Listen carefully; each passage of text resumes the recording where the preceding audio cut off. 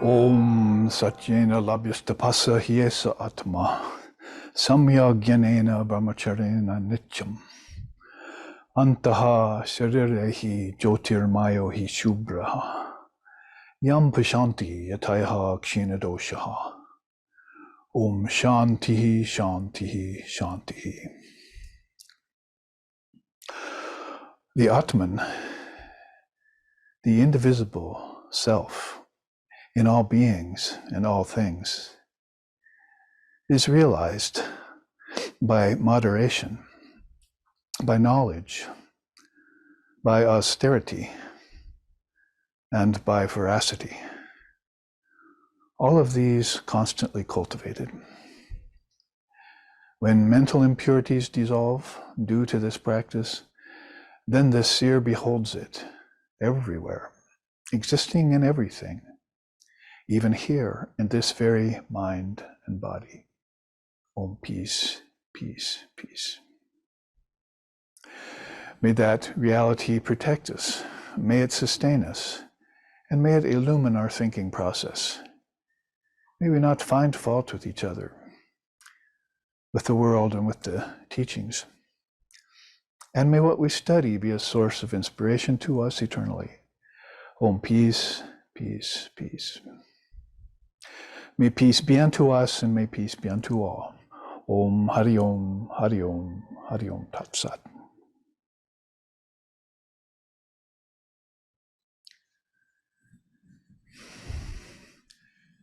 As usual, we welcome you all to SRV Loka, that is that ashram of both the gross and subtle realms. You can find us on the computer, on your website. You can also find us doing the live broadcasting as often as we can for those people who like to come as close to possible as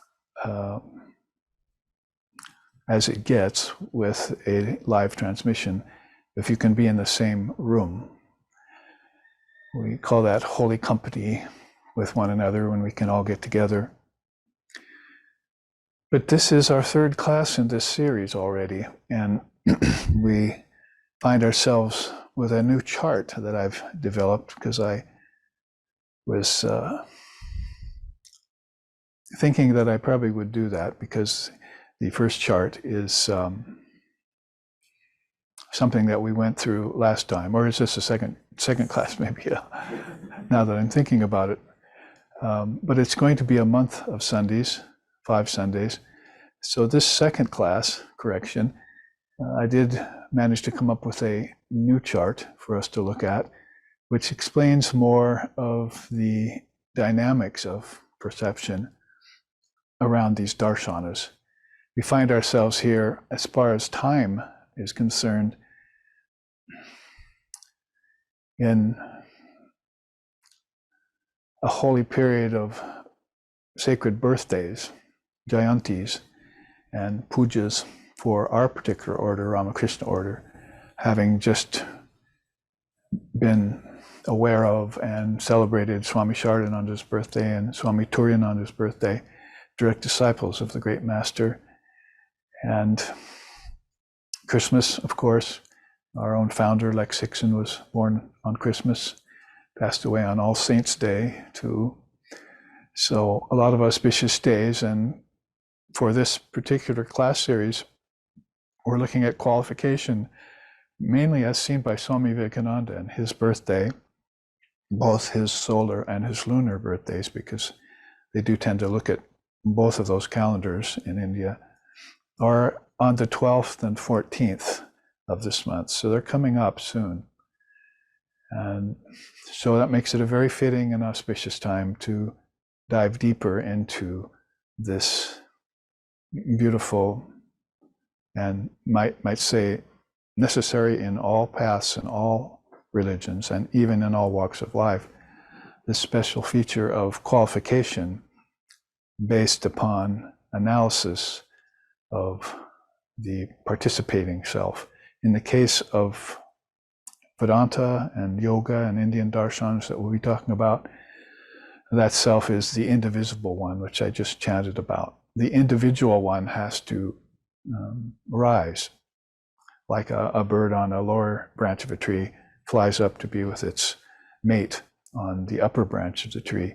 Or if you want to put it in Kundalini system, which we'll be talking about probably next week, bring that presence from lower centers of consciousness and raise it with your self-effort, with your spiritual self-effort to higher centers, particularly if you can raise it beyond the three lower centers, or what's called the three worlds, and bring it to the heart.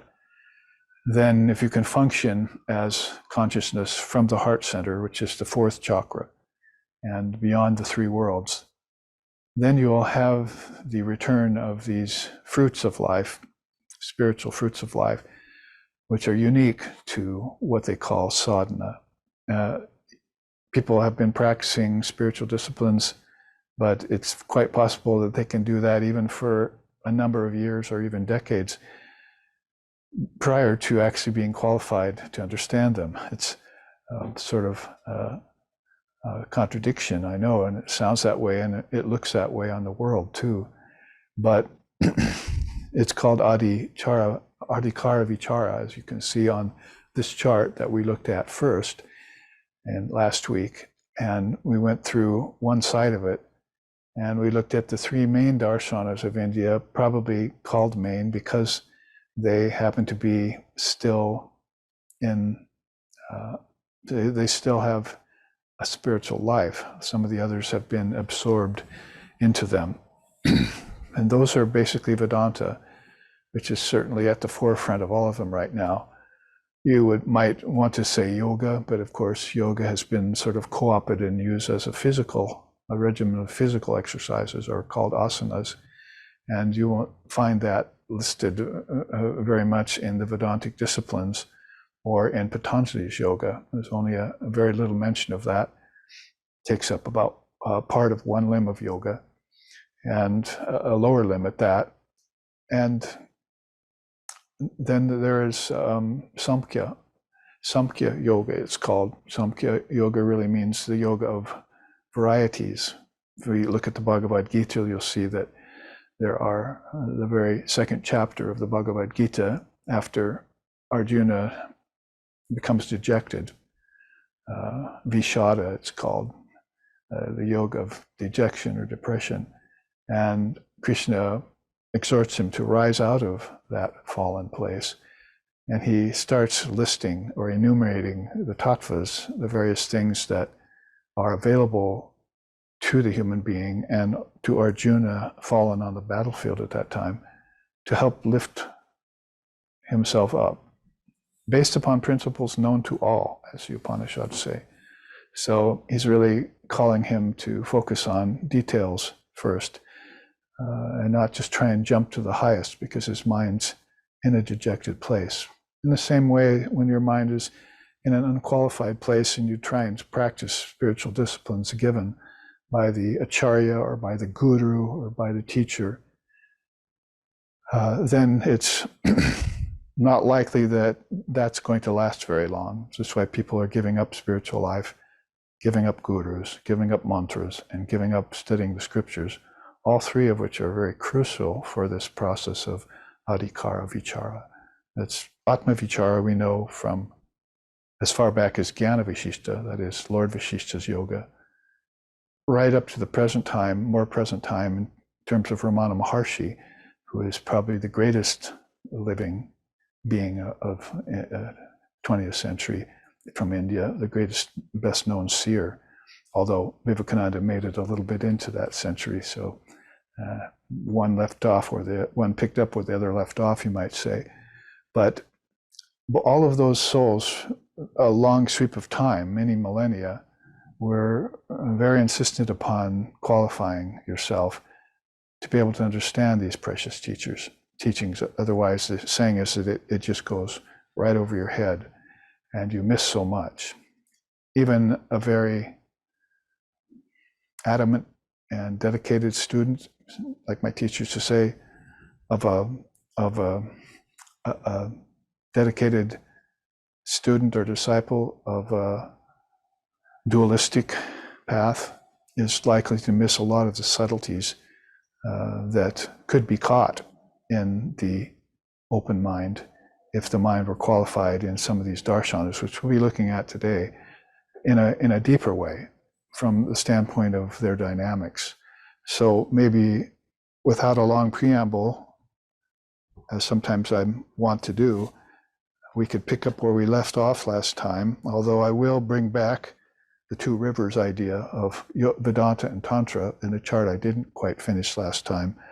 But this chart here, I think, will come to the rescue of some of us who may already feel like our chin is above water and we're about to go under and drowned in all of these words and all of these philosophies. Actually, a better word would be darshanas, these paths of clear seeing.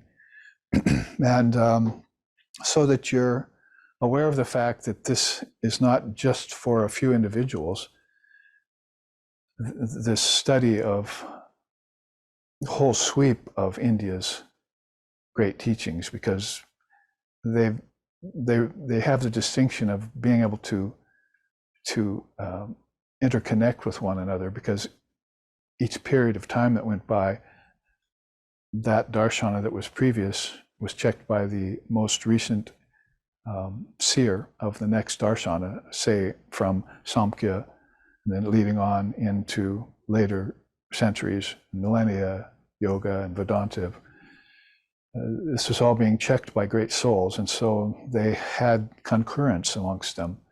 And number one, they weren't arguing with each other, debating about what was true and what wasn't. They all had come to this deep conviction, what I'm calling here a consensus and a conclusion around these truths that are based upon basically attributes and qualities known to everyone, like the existence of things rather than the non-existence of things. You don't really take up the non-existence of things until they start to disappear in samadhi. And so in the meantime, when you're qualifying yourself, you take name and form and time and space, and you meditate upon them. You take earth and water and fire and air and ether in a row from outside in, and you meditate on them and you connect them. Some people, maybe unqualified, might get to the Yoga 101, where they're looking at a candle in a windowless place and trying to concentrate their mind, or watching a flower bloom or something. The old adages that were used even back in the 60s when some of this Indian darshana broke on the scene, mostly in the form of Tantra and yoga. And the Vedanta was going to come along and school us in a deeper way about these precious truths. So in the meantime, it was possible that you were beginning to get the idea of meditating upon the elements and upon where to connect them, back to the senses, of course.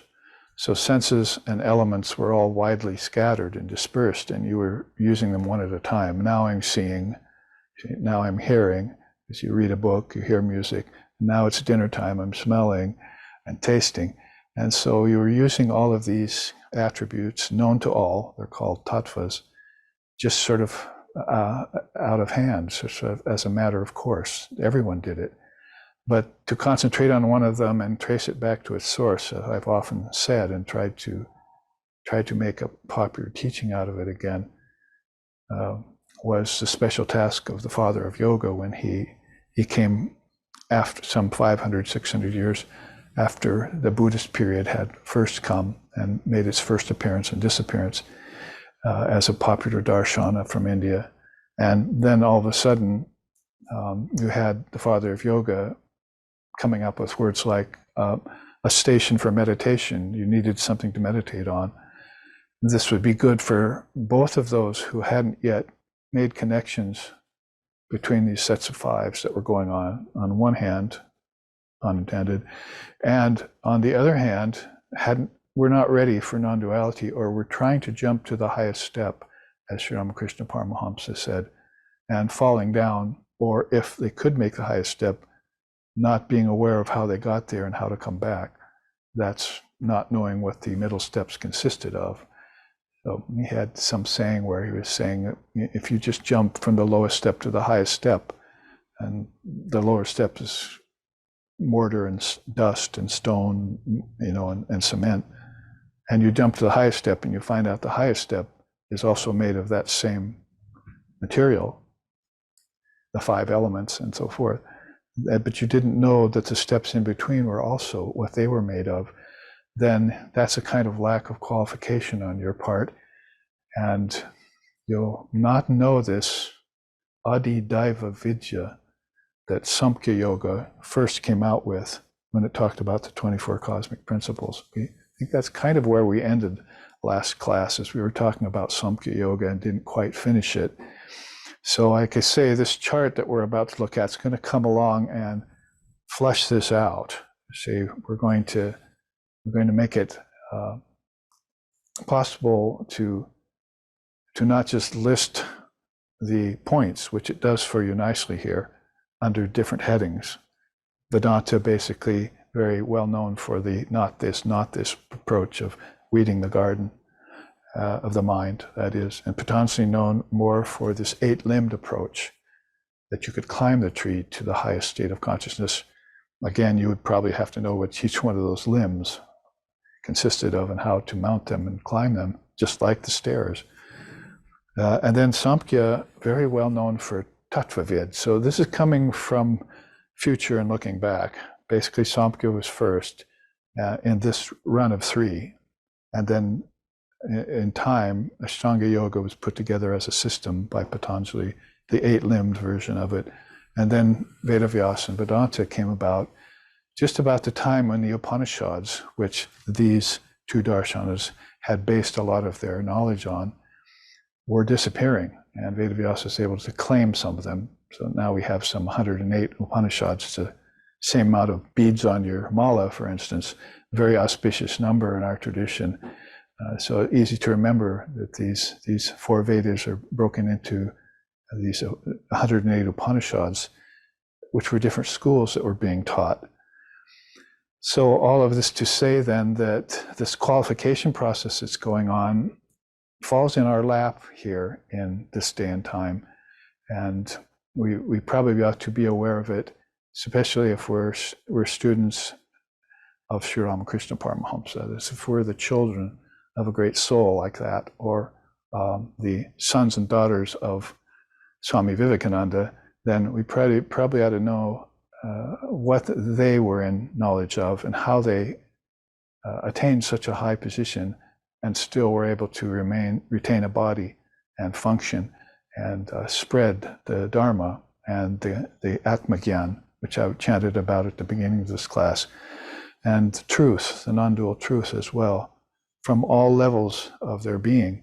And they were naturally equipped to do that. So these are examples of people coming into the world already completely mature. Yesterday, the example of the gourd, the squash, fruit first, flower later, and most other vegetables in the garden, flower first, then it's going to fruit, and then the fruit starts to come out. So Sri Ramakrishna, Sri Sharada Devi, Swami Vivekananda are like beings who came to earth fully developed already, and they're showing us the flower of their realization from a fully developed condition of absolute, not just qualification, but realization. So I guess the idea here would be to start Zen mind, beginner's mind, as they used to say in the 60s about Zen. The Roshis came over, and then began to slowly, from that stage, by avasta, qualify yourself in stages, how to view the 5 elements, how to connect them to the 5 senses, how to connect those 10 to the tanmatras, how to connect those 15 and the other 5 of subtle senses, how to connect those to the fourfold mind, and then how to connect that to the Mahat, basically you've got 24 cosmic principles there, or 25 if you count all levels of mind. 4 sets of 5, or 5 sets of 5. So all of this was the basic Adi Daiva Vidya I just mentioned, the original divine knowledge, and it lasted, and is still lasting, because we're talking about it today in this room, for many millennia, from Lord Kapula's system all the way through to yoga used it, and now in Vedanta we're talking about it. So with that much said as a further explanation, I think we can, and it might take some jockeying back and forth. We can look at this new chart. I don't know, first maybe show this real quick, and we can look at what we looked at briefly on the left-hand side. Basically, there are 7 darshanas on this side, on this chart. Basically 7 pathways. The original 6 darshanas, of course, 2 of them are not included here. They've actually been absorbed into Vedanta and other aspects of yoga and so forth. But that would be the orthodox way of looking at it. But here you're seeing this new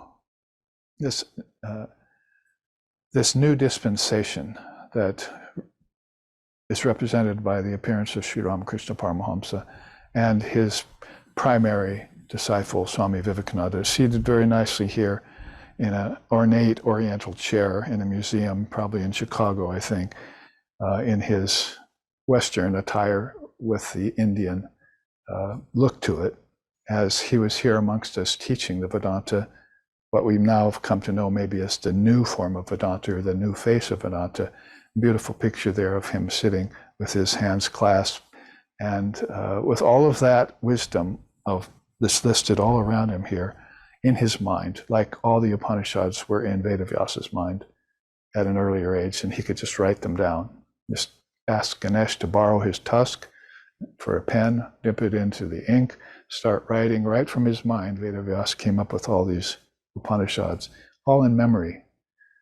Not hard to fathom or imagine, because I know my own teacher, Swami Nandji Maharaj, peace and bliss be upon him, had the whole Bhagavad Gita memorized in both Sanskrit and English. And I have a recording of that on an old 33 LP record that was given to me that he made in Portland, Oregon in the early days before I even came to him. So he's there reciting this, and he would do that from the podium while he fed us prasad and so forth. You'd hear him go back and forth through all the slokas in a row of the Gita, and in English as well as Sanskrit, all in his mind when he was 90, up to when he was in his 90s, when he passed on to Samadhi. So this is how much of a receptacle the mind and memory are if you concentrate on them as an alambana, as I just said. You don't just start with air, earth, fire, water, and ether and connect them to the senses. These are dynamics of perception that you want to run new grooves for if they've been forgotten by people. But they're all leading you to the mind, because they're all connected to the mind, and mind's their author. And you want a pure mind and pure thoughts, chit shuddhi. And so that's more the point, but you don't want to jump stages or jump steps. You want to know how everything connects and participate in it. So just quickly, you can see here from Samkhya that they're talking about, let me read it real quick, the 24 cosmic principles: air, earth, fire, water, and ether, tasting, touching, hearing, seeing, and smelling, and how they have come out, how consciousness has marched out with them. Then the 3 kinds of suffering, trividam dukkam, that was many millennia before Lord Buddha came along with the 4 Noble Truths, starting with there is suffering. Then the 30 tenets of Samkhya Yoga, 10 tenets of Samkhya Yoga. I can bring you a chart on that if we want. And the 9 complacencies and the great accomplishments, 8 great accomplishments. Those would be some of the features that you would find if you said, I want to qualify myself in Samkhya Yoga. I want to know what the earliest original divine wisdom of the Indian seers was, and then how it kept going from age to age. and how consciousness moves in and out on these stairways, on these steps. It would be like coming to a river and there's stones across it and you're jumping from stone to stone. So there's 5 stones there and you jump to earth, water, fire, air, and ether, and then you go on jumping.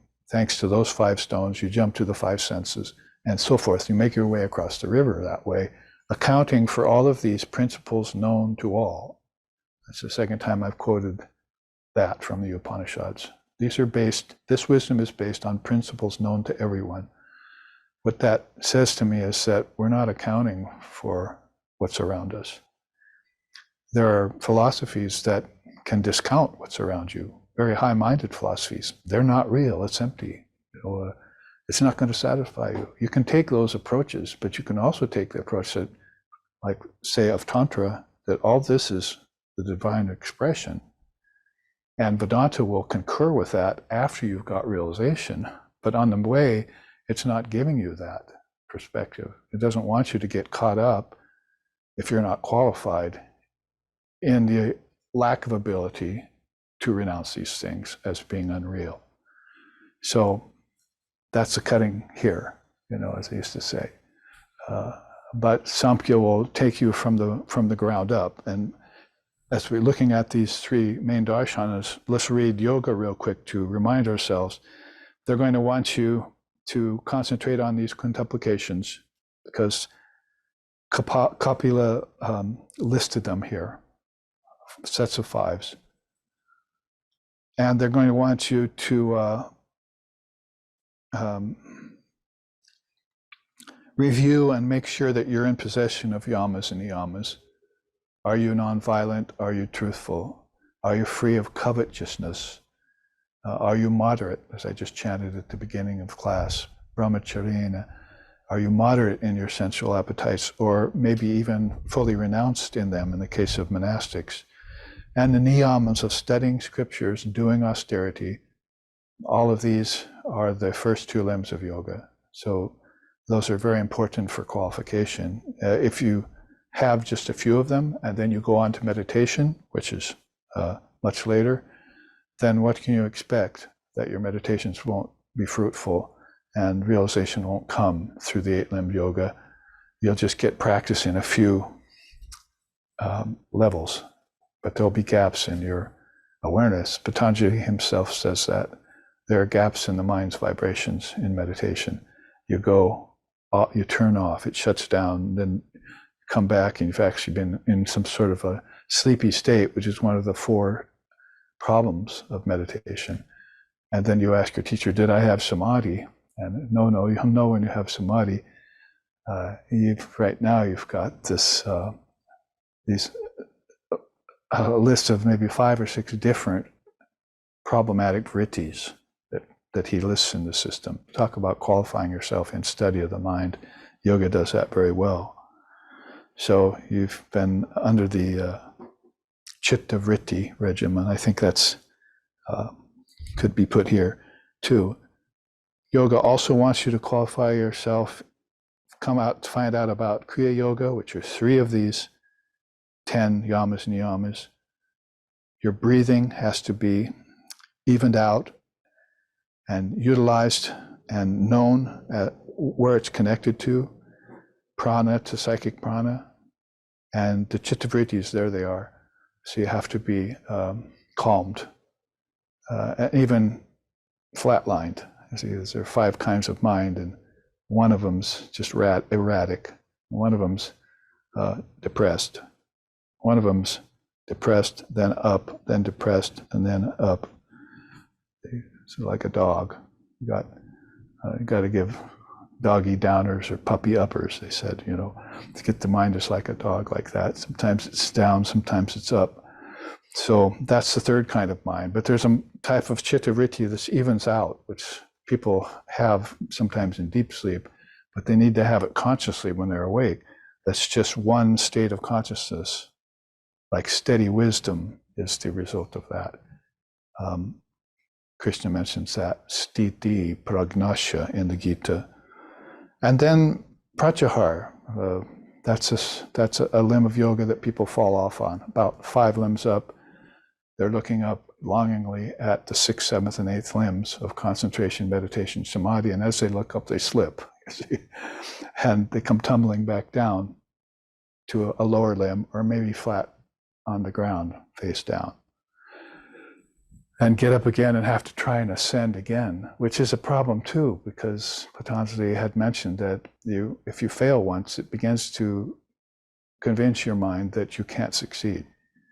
So the more times you fail, the more you have this weakness in your mind, thinking, I can't do it, I can't do it. You find that in children. You're teaching them in school. Maybe teachers know this, and you might come in contact with it if you work with children at all. Say, I can't do it. Some of them say, I can't do it. So where did that idea come from at so young an age, that that's their mantra? It came from a past lifetime of failures. So in spiritual life, it's particularly true that you've got people who are falling off the tree of yoga, or falling off these the qualification techniques that they should be doing, and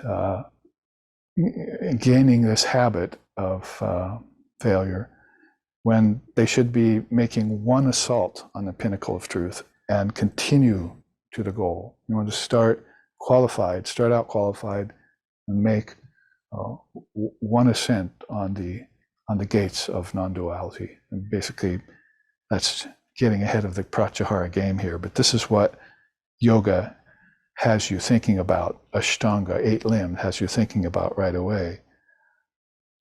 And then Vedanta, you could say, it says neti neti is one of its great teachings. It wants you to do the 4 qualifications. That is basically sadhana chatushtaya, means these 4 aspects of practice. Viveka, vairagya, the 6 jewels, and the desire for liberation, if you want to put it into one sentence. And then they want you to look at your body-mind mechanism. It's called the panchakosha, the 5 levels of your being. It's the best of all systems that convinces the soul that it's not the body. It's one of the best ways of convincing the soul, unarguably, that it's not the body. Because you can say that to people, but they're not going to believe it, as is on record now for the last 50 years maybe, and maybe even 150 since Vivekananda got here and gave them that Vedanta 101 teaching, you're not the body. Okay, I'll believe you. But then they're acting like the body, and they're still inhabiting the body.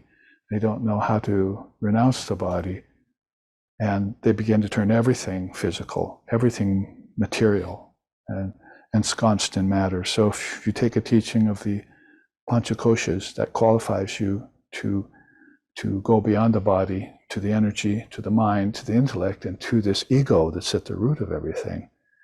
So it's talk about that sword cut at a high place. That has its uses. The 4 yogas were put in here, and probably this could only be said because of this great soul here that we're looking at on this chart. Because the last time we heard of that really, and anyone was really taking it seriously, was in the time of Sri Krishna when he mentioned it.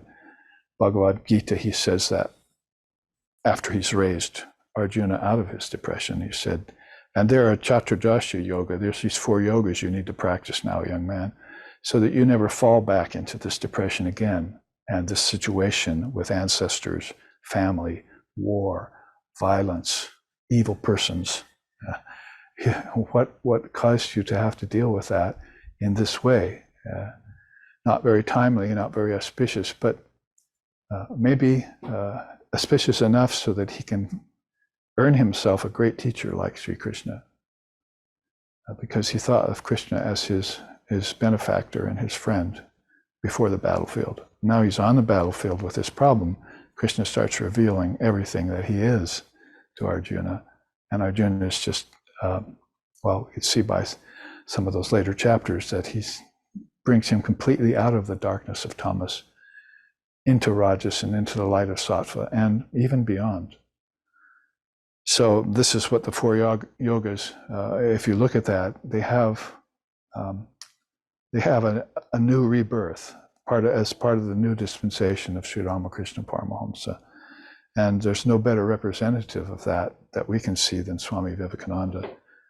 And then Triguna Titananda, the teaching of the three gunas, which I just mentioned, tamas, rajas, and sattva, those also have to be, you have to work your way through those and forbear them and transcend them. So you can be Triguna Tita. Atita means to be beyond the three qualities of nature. So you are working yourself back, some people would say, to go beyond nature, but some deeper teacher might say, to know that all nature has come out of you, and you should be the master of it. This is going to be three different looks at nature. Kaivalya definitely was there at the very beginning as the word that Lord Kapil used in Samkhya for isolating the soul from nature. So it's been in the mind of India since its earliest, the earliest appearance of these great systems like this original divine wisdom of Samkhya. So with that as a quick run through to warm us up again to last week's class, and we're just taking three of these greater systems that can qualify ourselves for spiritual path. Let's look at this new chart and look at the dynamics of what we were just saying about that. Now I'm basing this chart on two great sayings that we heard from Sri Ramakrishna and Swami Vivekananda. And first is Sri Ramakrishna's at the top. You see that he's talking about stages towards liberation. So there is as Buddha called it, a paragatam, a supreme goal that's beyond other goals. Gatam, paragatam is like a statement to people saying, it's okay to have these goals to help, like the goals of qualifying yourself, better to take that step by step than jump to the top of the stairs and not know what you're doing. So you are qualifying yourself with these goals. Some of them are in the world, some of them are in religion, some of them are in philosophy, and some of them are in spiritual life per se. And the ones we're concerned that the darshanas are most concerned with are in spiritual life. So these are accomplishments and attainments in Indian darshana.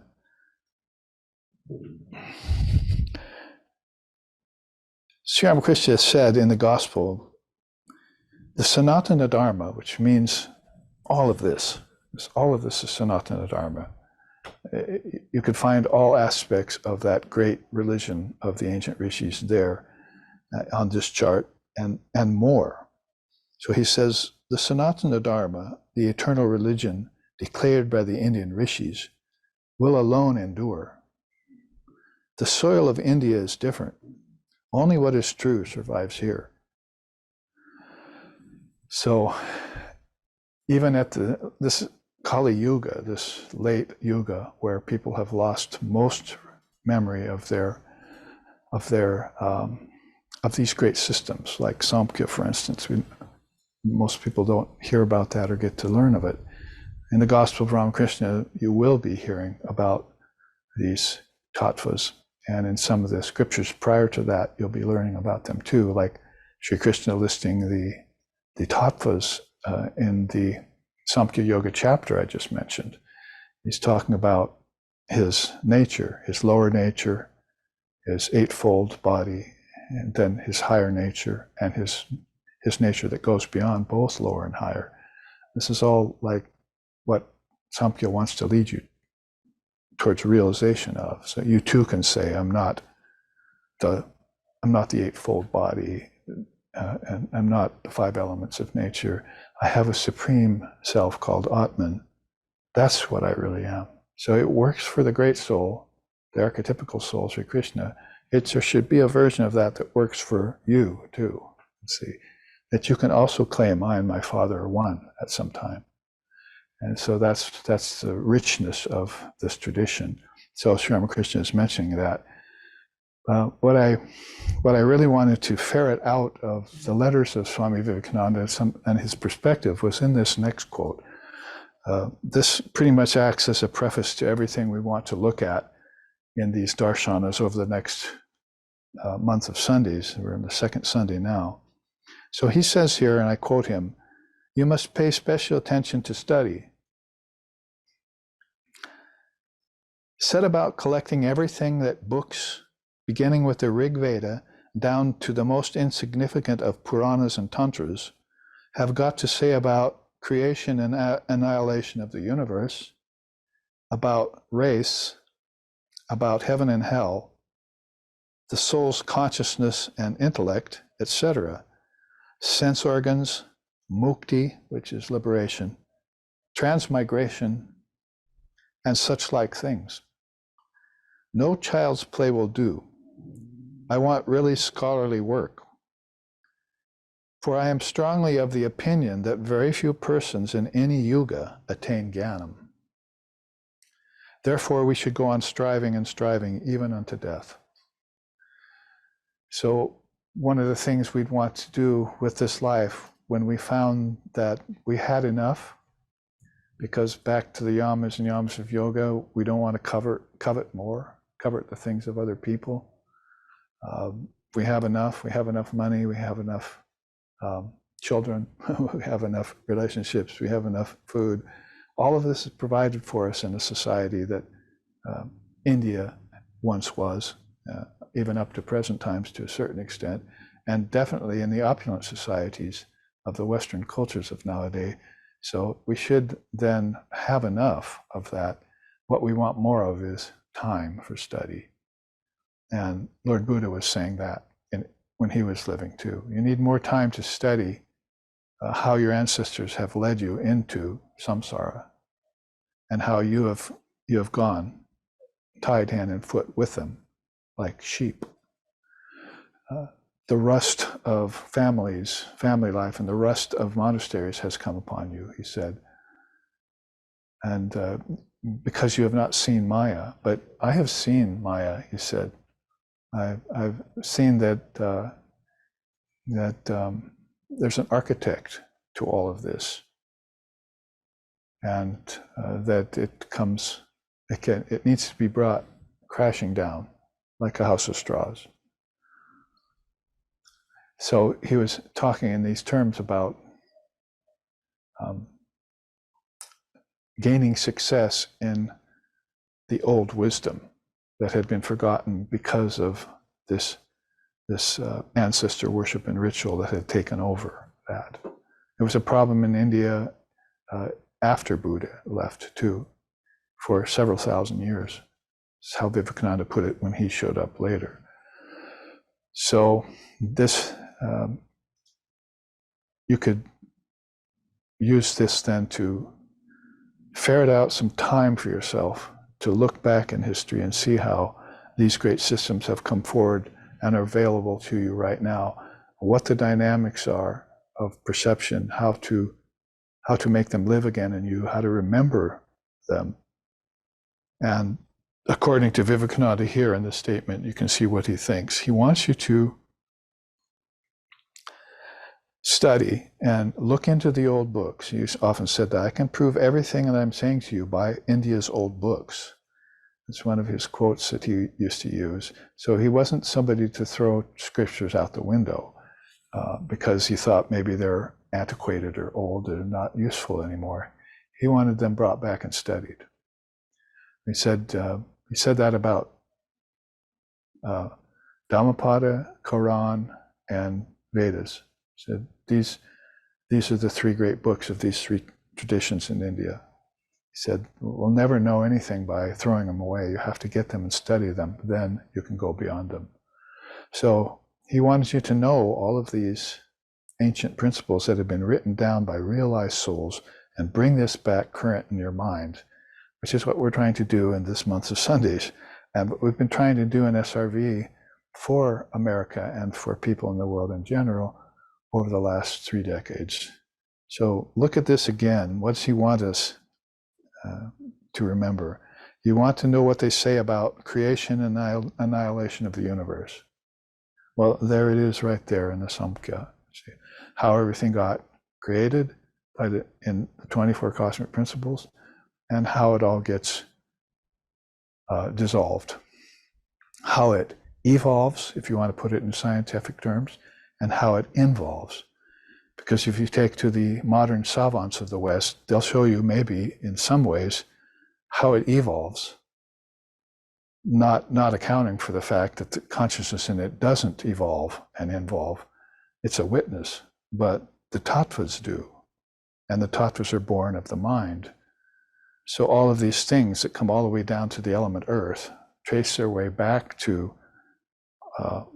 earth from water, earth and water from fire, earth, water, and fire from air, earth, water, fire, and air from ether. See. So now you found yourself back to one of the ancient teachings of India called the five ethers. So that's here that we'll look at that. 5 kinds of space that you're only aware of one of them nowadays. And you think that that's all there is, and then the soul dies, or if there is even a soul involved in it. If you're the body, that's the soul, that dies.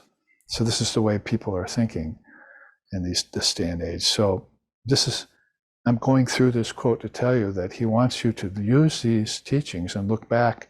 Part of the qualification process now for us must be destroying ignorance, or put it in another way, reviving our memory of this wisdom, because it's all within us. All knowledge is within you. Kingdom of heaven is within you. These are statements of great souls who knows that everything lies back in the mind, and there's a memory for that, and that you need to activate it and access it. So that's the first thing he says. Start talking, reading the scriptures and talking with your guru and your fellow seekers about creation and annihilation of the universe. Pretty soon you'll be able to toss some of these theories of science on their ear and get rid of them. We don't believe in them anymore. They happen only on one level. But our soul is on the highest level. It's witnessing this in cycles. That's what Lord Buddha was talking about, ancestor cycles. So you want to throw out the old, destroy the superstitions of religion that's outdated, and bring in this new dispensation that these great souls are talking about. What else? Next, also find out what they say about races, what the scriptures say about heaven and hell, what it says about the soul, about consciousness and intellect, what it says about the sense organs. So as we climb our way up, you see, you're finding, if you're meditating on the quintuplications, those 5 of those are the sense organs, aren't they? So this one quote is just a revisiting of all these points that I've just related to you, that we've looked at twice now in 2 Sundays. It's just a revisitation in his own words of what he knows and how he wants you to remember all of this. What it says about mukti, let's see, liberation, which is the name of this chart. What it says about transmigration, what the scriptures say about souls coming and going. If you look at that under the regime of any one of these systems, from the very earliest, that's called Kaivalya, that the soul put on nature, and now it's divesting itself of it. And nothing happened to the soul when it was putting on this garment and when it was taking it off. The soul remained the same, unchanged. And you'll find that that fact is at the foundation of every one of these darshanas. That's how India went about studying Maya, from the standpoint of the changelessness of reality. And we don't do that in our systems of knowledge, which they call lower knowledge. We think everything's based in change. Our birth is change, our life is change. Going from liberation, if you even began to think about it in Western philosophy, you'd be going from birth to death, from the cradle to the grave, my guru used to say, thinking that that's an actual process that's happening to you. But that only happens in nature, to your body and senses. So you need to study them to make sure that you can just detach yourself from body and senses. And then you could see how the souls bought into this idea that it's moving from place to place. But where's the space it will move to when all of space is in the soul, he said. And where's the time which it will come and go in, when all of time is in your soul? So things like space and time and change and all that are actually in your self. And when you use them and you project a body onto the earth, using the 5 senses and 5 elements all coming from the mind, then that's what you've forgotten, isn't it? You come here to earth, and they don't teach you that in our Western countries, hardly taught anymore to people in India, I think, is that this is the old ancient wisdom that's going to tell you as soon as you can draw a breath or as soon as you can form a thought that this is what happened to you. This is how you got here. So you don't ask the question anymore, where did I come from? That's just idiocy. We already told you that. You've known that for lifetimes. Now the question is whether or not you want to come again, you see. And if you don't, study this and don't come again. It's up to you. There's no devil doing it to you. There's no God wanting you to do it. It's all in you. You are that. You are that devil. You are that God to yourself. So this is what he means by study transmigration. You have to study it with systems that have seers that have already looked at it and have renounced it. I'm not going to take a body again, you see. No more birth in the womb of matter for me, only emanation from my divine mother. I see all the lips moving because I've said this so often that they've memorized it. It's a beautiful line from Ram Prasad's song. No more birth in the womb of matter for me, only emanation from my divine mother. So you're this ray coming from the sun, and you go back to the sun when the sun sets. And the setting and the rising of the sun is all also non-factual. A man has come to me from a land that never sleeps. I learned this all-encompassing way from a man who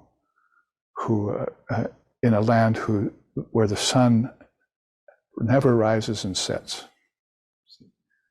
Now I've changed all my dreams to radiant meditations. So these are some of the thoughts that are coming about in a person, a great soul who has been raised in these systems and even started to write songs about them, you see. So I paused there on transmigration as one of those salambanas that they're going to want you to look at. Also, don't make this child's play. I want really scholarly work. So admittedly, I want to say right now that he was telling this mainly to his brother monks. When you come to America, you want to do this. You want to read the old books. You want to recover that knowledge which is within you. You want to teach it to them. So what if he's giving that order to them? Aren't they giving it to you? Isn't that more the point? So he's not giving it to them so that they'll just come here and pontificate and show you how much they know. He's giving it to them and telling them to do this so that they'll come here and they'll give it to you and you can do the process of qualification. Because until you do, you're not going to understand such apparently abstruse systems that have illumined thousands of souls in the Vedic religion. We'll put the word Hinduism aside for now. It's better to call this, like Sri Ramakrishna is saying, the Sanatana Dharma, the land of the eternal religion of the ancient rishis. This is what they came up with. There's obviously much more to say about this. I hope you're making the connection between this and this, is what I'm saying. Is that this is giving you the permission, if not the outright instruction, if not the order to do this by Swami Vivekananda. That's why that makes this chart all the more important and all the more valid. So if you look at this and you say, that's too much for me. All you have to do is bring it to mind and practice some of it, and it'll all come dancing back to you. Just give it a few years. It's all in you. Give it a lifetime. Swami Vivekananda used to say that to his own people, to young men, you know. I want you to give one lifetime to this. But don't forget that it means you must pay special attention to study. This is my strong opinion. See, that this is the way you're going to awaken yourself from ignorance of the ages. How did Krishna put that in the Gita? Nahi gyanena sadrishyam pavitram iha vidyate tat swayam yoga samsiddhaha kalenat mani vindate. You realize this Atman by the knowledge that's in it, by the knowledge systems that lead to realization and devotion of the Atman, because it destroys ignorance. Nahi gyanena sadrishyam pavitram iha vidyate. That vidya, that knowledge is this he's talking about. And it's the greatest purifier of all things.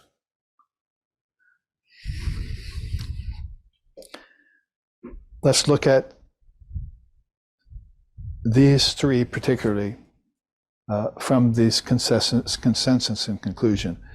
If you can't read that on the screen, don't worry, I'm going to give it to you. You've got a paper version, you've got my version here, and you've also got what's on the screen, if you can see it, or look back on it later, but I'll read it to you. So basically, we take Samkhya first. You can see that first block of text has 4 points to it. What does Samkhya do? This is what I'm trying to say, is that maybe basically, how do we qualify ourselves in Samkhya? Well, we have to become aware of all this. That's kind of a lot for people nowadays. But we can put it in 4 bullet points that may make it a little clearer for you. Samkhya will indicate the distinction between consciousness and matter. It's, again, one of the first things you started out with when you were born to a family of rishis, yogis, pious householders, yogis, householder yogis. One of the first things they're going to tell you, and they're waiting for you to be able to grow enough so they can tell you this. They're not routing you into money making right away, for instance, or getting you ready, to become rich or famous or anything. That's not in their minds. They want you to grow intellectually and mentally, and as soon as you're ready, they're going to say, have you noticed the distinction between you and everything here? Your inner self and your outer self, if you want to put it that way, between Purusha and Prakriti. That was the earliest words used. And the other systems along the way, including Sri Krishna and the Gita, used these terms, Purusha and Prakriti. So basically, that's the first bullet point of Samkhya. Just think to yourself, I am Purusha. I am the sentient soul. And Prakriti is insentient nature. Make that distinction. Because thousands of years later, Christ told his people, separate the wheat from the chaff. That's precisely what was being taught millennia earlier by the Indian seers who wanted it to be brought out first and foremost to people who were doing what? What's that you say? Transmigrating. See? For people who were caught on the wheel of samsara, see? They had to awaken. So that's why you want to know about everything in the past that was said about transmigration, so that you can re-inform yourself about that, destroy the doubts around it, and say to yourself, right now, I think I'm a transmigrating soul, but my teacher's telling me that's not true. How could you make a statement like that if you didn't qualify yourself in the highest opinion given by the teachers? You're doubting it, you're running away from it, you're preferring pleasure, you're fearing it, you think it's too much work for you, you can't qualify yourself and so forth. So you have to say yourself, right now I'm transmigrating. I'm moving from heaven to earth to hell. That's what all traditions are telling you, whether they're calling hell bardos, or whether, and they're calling heaven lokas, see. or they're calling hell samsara, or whether they're calling earth and heaven up above me, with a God in the clouds. No matter what they're thinking about in religions, then you're going to have to say, I'm moving from heaven to earth to hell. And I renounce that idea now. I don't move. My soul doesn't move. And there you have the consensus and the conclusion of the seers. You finally arrived at it, and you've get thee behind me, is how Jesus put that. He saw people laboring with doubt about these truths because Judaism hadn't kept up with that Dharma of their religion. And it's happened to India too that they didn't. So you forget these things. You begin to transmigrate. You begin to accept that's the truth. In our time, you think that you evolve, and evolution is all there is. And you can only trace yourself, back to the monkeys or the apes. Go to the zoo to see your relatives, my teacher used to say, but he's not buying it. The soul is free of all transmigration. So that would be the conclusion, the consensus and the conclusion of realized souls who had put it down in the scriptures. And all you have to do is read that and understand it and accept it, and you've qualified yourself in that particular darshana, and you won't do that much, then what can be done with you, as the saying goes. It's like fruit waiting to be picked, and you're not picking it. Meanwhile, you're sitting around saying, oh, this class is too hard, you see. That's too much to know. But you just need to know the essentials. Let's take another bullet point to see how that works. Samkhya also reveals how consciousness enters and departs bodies and forms. That's called tattvas, the 24 cosmic principles. So how did I get here? Well, a stork brought you and dropped you in the chimney, you see. But back in the ancient times in India, how did I get here? In sets of fives. You came out of the mind as a projection of your true self. The body is just an outer manifestation of the inner self. It's a reflection in a mirror you're looking at here. All of nature's like that. So here's what nature consists of. The great mind, the fourfold mind, intellect, manas, buddhi, so forth, the 5 subtle senses, the 5 tanmatras, the 5 gross senses, and the 5 elements of earth, air, fire, water, and ether. Is that too much to know? Didn't you learn much more difficult things in college when you went there? Much more difficult things. Algebra, science, mechanics. So here's the mechanics of the mind for you. All you need to know is that in order to know how you got here. Then you can tell your children, you didn't come from a stork. And you didn't come out of nothing, which is basically what they're telling you. Medicine and science, you came out of nature. But nobody tells you that nature came out of you. And it came out of you in sets of fives. And who's the you they're talking about here? Your mind. It's a projection, not a creation. All of a sudden, all these great teachings come running back at you to wash over you and waken you up to your true nature. So Samkhya will do that for you if you study it. It'll reveal how consciousness enters and departs bodies. So if you're talking about, you're worried about death, there is no death. There's just consciousness divesting itself of things that die. You see, everything dies and decays. Look at your Buddhist teachings: birth, growth, decays, old age, decay, death, the 6 transformations. What did he say up here? Transmigration and everything that changes. You want to know about that.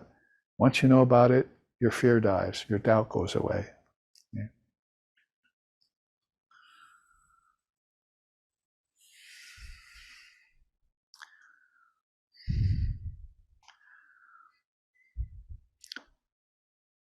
And now you can walk around the earth looking at everything outside of you and saying, those are stepping stones I came out on.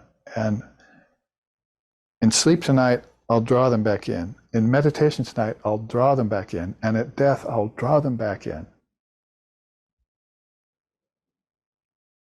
Because you know the dynamics of perception. And you've connected all the dots. People are sometimes making much too big a thing about enlightenment. I mean, this is enlightenment when you find this out. It can only lead to enlightenment. It'll slap you in the face and wake you up. Plus, especially when you put it next to the thickness of your own ignorance. You've been thick as a brick all this time, maybe for lifetimes. This simple truth has been transplanted again and again in the soil of different races, different cultures, different philosophical systems. All you need to do is inspect it and put an emphasis on it. Third point of Samkhya explains the nature of suffering and impediments in embodied life. We call that the gunas. So Vedanta might boast about gunas, and how to get beyond them. But it was back in Lord Kapil's time that the teaching was first given out in a composed system to study. You need to know about the three gunas. That's the most unique way that the rishis have anyone in the world has ever come up with that told you why sometimes you're depressed, sometimes you're restless, and sometimes you're balanced.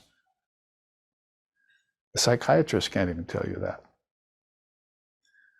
They can't give you any real ground for the changes of the mind. That's yoga psychology that does that. So go there, you see. Go there and study it. It gives the order and grouping of evolutes along with their involution process. That's called sanchara. Sancharana means creation, basically. So sanchara, prati sancharaha is one of the ancient Sanskrit sayings in the Tatma Samasa Sutras of one of the students, probably, of Lord Kapila. So old we don't even have that access to those scriptures anymore, except just one or two of them. So sancharaha, prati sancharaha. Imagine hearing that at the beginning of an age, like thousands of years ago, and you had a set of lifetimes ahead of you in ignorance, and you heard that everything comes out in an order, and everything returns in that reverse order. That's what those three words mean. So you look at air, earth, fire, water, and ether, they came out of the five senses. You look at those 10, they came out of the subtle senses and the tanmatras. You look at those 20, and they came out of the mind. And now I'm availed of the tattvas and how everything evolves, but then involves again. Right away, I'm sidestepping this premature and dangerous conclusion that I'm born and I die. I project and I withdraw. That's what I do. And the birthless, deathless soul does that with its facile mind. There's no birth and death in that. That's why Sri Krishna tells Arjuna in the Gita, know that just a little bit of this yoga will save you from the great fear. You're going to have to study it and inspect it, think about it, and then hopefully accept it and draw a consensus with the great souls and make a conclusion about it. A siddhanta around it. Vedanta siddhanta nirukti resha brahmaiva jivaham sakalam jagadcha. They say, Shankara says in the scriptures, it's the highest conclusion of the Vedanta that all is Brahman. This is all Brahman. So how can I qualify myself to know that? That wasn't too painful, was it? 4 bullet points about Samkhya Yoga. The ancient, maybe the most ancient of all systems that were really authored by an illumined soul. Lord Kapila, if you say that word even nowadays in India, you get 2 hands put together. Even if they haven't studied or if they've forgotten the system, oh yes, Kapila. It's like saying Krishna. And in fact, in the Gita, Krishna says, of all sages, I am opulent. So you're studying the system of the Lord here. You're studying God's own wisdom. Maybe you don't know that because it's coming to you through this vehicle called the Divine Mother, and she's so hidden when she delivers it to you. It's like germs that kill you. You know, you don't even know where they came from, and all of a sudden you're sick. But she comes with this wisdom that awakens you, and one day you wake up and say, my ignorance is gone, utterly gone. Because she delivered you this wisdom through some vehicle of hers. And it was ancient wisdom, and there's nothing that can live through it. No germ can live through that on any level, physical to spiritual or to mental. The germs all get destroyed by this wisdom. Nahi gyanena. This wisdom is the greatest purifier. You're having all these great beings say this to you. From Ram to Ramakrishna, from Vashishta to Vivekananda. Through the sweep of time, they're all in consensus and have come to these conclusions, and they continue to be born illumined. I'm not going to earth now to get illumined. Krishna says that. So I don't come here for anything but the highest good of this world. So it doesn't have anything to gain. If you're sitting pretty, philosophically speaking, and then a great soul comes to you and tells you this, now it's time to remember that. So you'll get books together, you'll read them, make sure you have it really in hand. And a handful of you will follow Vivekananda to the West and give these teachings out to the Americans. Swami Vivekananda, Swami Turiyananda, Swami Trigunatitananda, these souls that we just celebrated their birthdays of, so many of them, he told them, come here. They really need this wisdom. The world is sinking like an ark in greed and lust. Come down with me.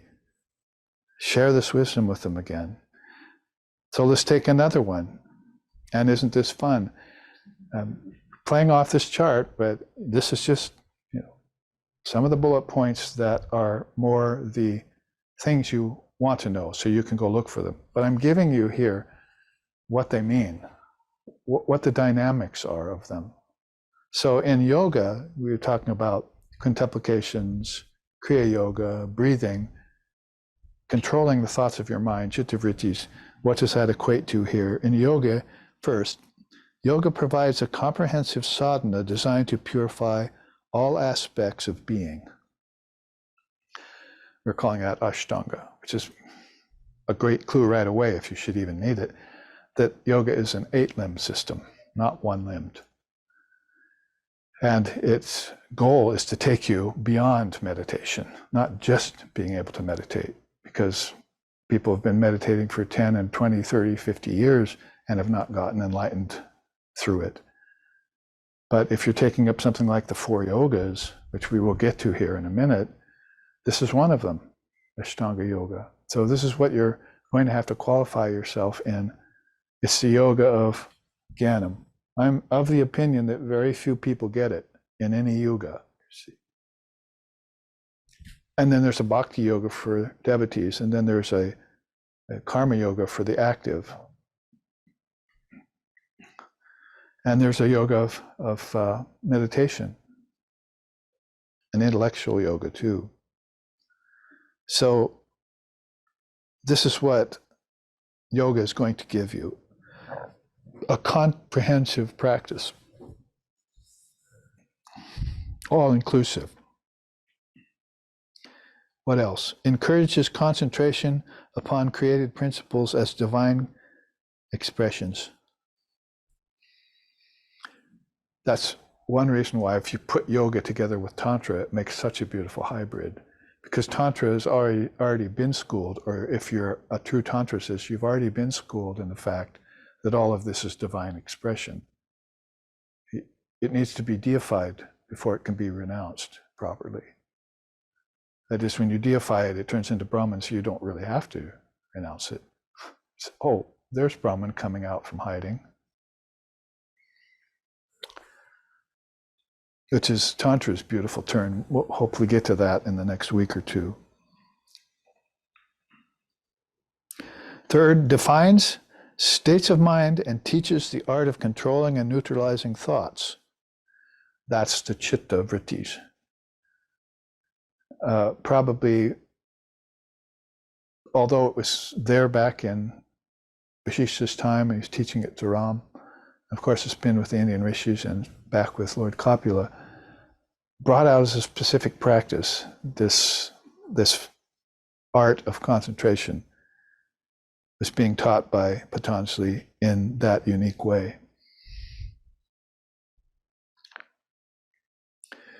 That you need to, and as everyone now, even using it in Tibetan Buddhism and using it in Zen and so forth, is looking back on that teaching of, really, whether they know it or not, looking back on that teaching of Patanjali, where he's talking about the chitta vrittis. Watch your thoughts. And so that's at least almost 2,000 years old when you take it up under the heading of yoga. It's watching your thoughts is that old. We have versions of it in the West in the 60s and 70s. They started to pick up on some of that. Use your thoughts positively and so forth and so on. Vedanta was talking about pratipaksha bhavanam. St.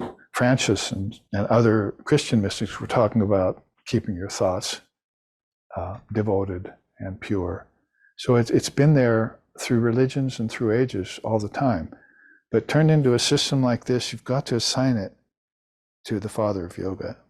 He defined the states of mind, 5 of them.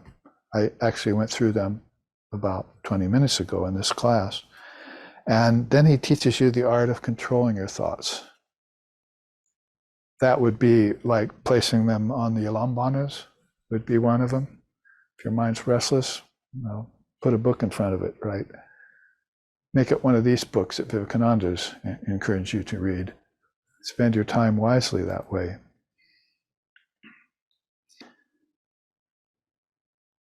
And then become a master of your mind, a master of your thoughts. How are you going to master Atmic realization if you haven't mastered your mind yet? See, that'd be a question you might want to ask yourself. The mind is this vibrating thing, and there's a great mind that vibrates too. That's a collective mind that's back deep inside of everything that's nobody can purify. Your individual mind's enough for you to try and make pure. And what does make pure mean if not control the thoughts that are coming out of it?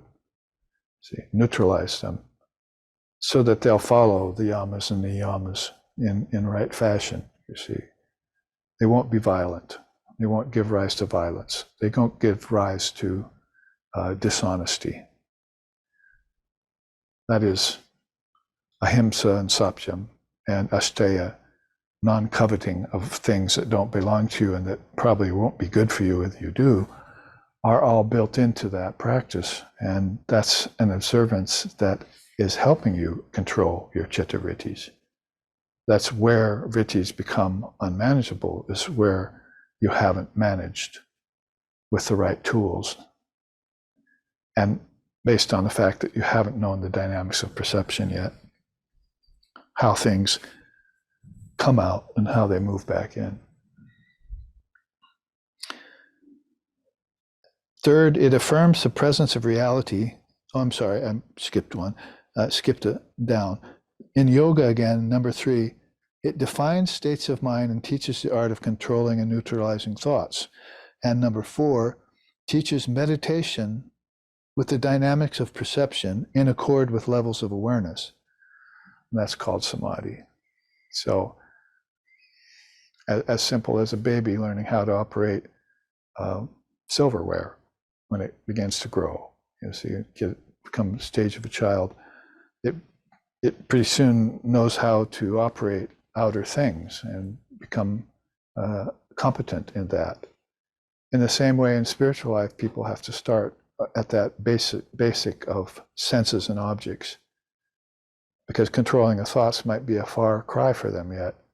But if they can simply concentrate, as we just said, as yoga wants you to do, concentrate on the dynamics between the two, what takes place when you act and what ceases to take place when you don't act, and how that's connected to thoughts, which are a kind of action, and the removal of thoughts, which are a kind of inaction, are the more subtle dynamics of perception in yoga. And so that's Eastern psychology, ancient. And they've got a consensus about it that it's the best system for practice, yoga, undeniably. So that's why everyone talks about it, including Sri Krishna in the Gita. It doesn't matter if you're a bhakta or a jnani or a raji, a meditator, everyone talks about that.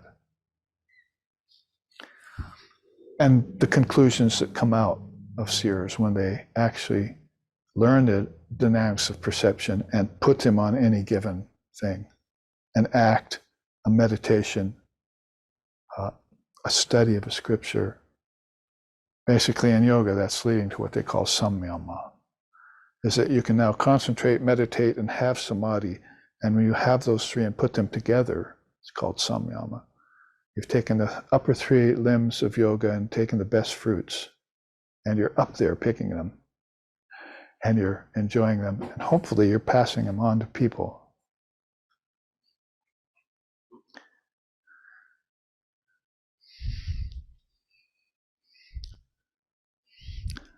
Let's take one more in the few remaining minutes. Well, Vedanta, of course, maybe we can start into it and pick it up next Sunday. You can hopefully study your notes, look back on these things in accord with what I'm trying to do here between these two charts, and having a little compassion for you, taking up just 3 darshanas instead of 7 listed here, and the 9 listed here. All these arms with their nice flames, are different Indian darshanas that the seers have composed, as it were, and brought forward out of the ancient teachings, all concurring with each other about it and coming to the same conclusions, which would be down here in the Advaita section, which isn't really a darshana at all, but there was an extra hand there, so I just threw it in there. That's the non-dual essence of things that's so well loved from everyone, from Vishishta to Lord Buddha to our Swami Vivekananda here. So maybe that's enough for you to chew on, and we can start with Vedanta next week and show you some of the dynamics.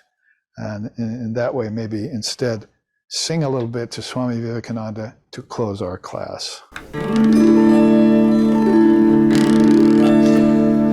Samadhista Shive Svaloke Nirbaram Jananam Karandanad Bhavagno Bisane Pradagdanam Prabodhitastvam Yagata Vivekanandate Prabhate Pranjalihi Gururangripte Tale Svamatmanam Dadau Parikshanantaram Bahu Prashnayir Vrisham Vishudai Sevanair Pavanstam Pripile Vivekanandate Prabhate Pranjalihi Narendra Shashane Narendra Yovane Narendra Kridane Narendra Shikshane Narendra palane Narendra Hyarpane Vivekananda te Prabhate Pranjali.